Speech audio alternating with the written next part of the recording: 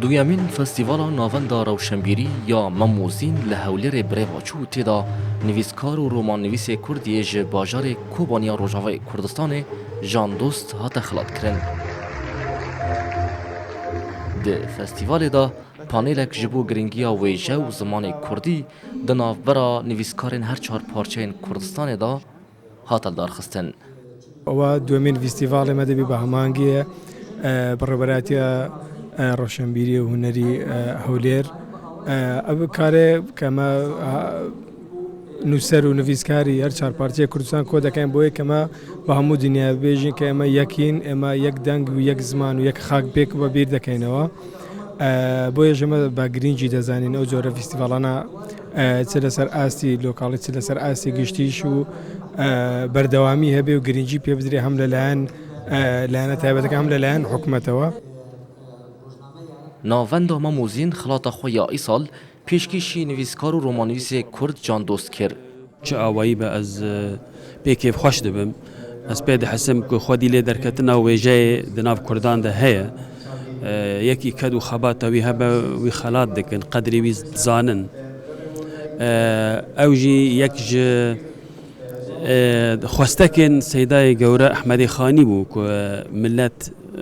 نویسکاری خو ناصب که ملت نویسکاری خودی درکه و وی بحاوینه لفکر و بیر و باوری وی گداری بکه دجمنتیا وی نکه چندی رخنه توش بکه جی لی بچاوه کی خودی تیه لی بنیره جبو ویجی از گله کی کیف خوشم از پاسیا دزگاه کو از خلات کرمه دزگاه روشنبیری مموزینه و وزارت روشنبیری و از دعوتی حتی وی داره کرم بشداروان و فستیوال جهر چهار پارچه کردستان بون و جدر وی ولات جی هات بون و خواندن. او فستیوال بوی رنگی جبو پاراستنا ویجه و زمان دایی که گرنگ دبینن.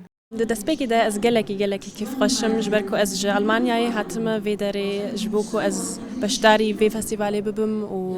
tiştekî gelekî xweş û hestekî xerîb e tu dibîne Kurdên hemû parçeyên Kurdistanê hatine li vir bûne yek ji bajarê Rihayê me ji qezaya Sirûcê û ev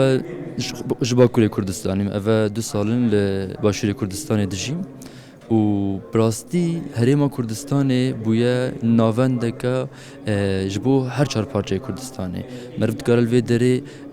festîvala û mêrîcana bibîne ku hemû ji hemû parçeyên Kurdistanê nivîskar jî em bêjin hunermend jî beşdarî van çalakiyan dibin û bi dilxweşî bêyî tu asteng. ده فستیوال دا گوتارا بریکار وزارت روشنبیری و لاوان یا حکومت هریما کردستان هات خواندن و پارێزگار هولیر جی بجداری فستیوال بو هر وها اف فستیوال به هماهنگی ریوبرتی روشنبیری و هنری یا هولیر لهولا روشنبیری هاتل دارخستن. لهولیر پایتخت او دویم فستیوال ناوند روشنبیری یا مموزین دا هجمارک نویسکارن هر چهار پارچه کردستان دگهنه هف و جارکی دین ویجه و زمان کردی پیک و نو دیکن زردشت همه کردستان 24 هولیر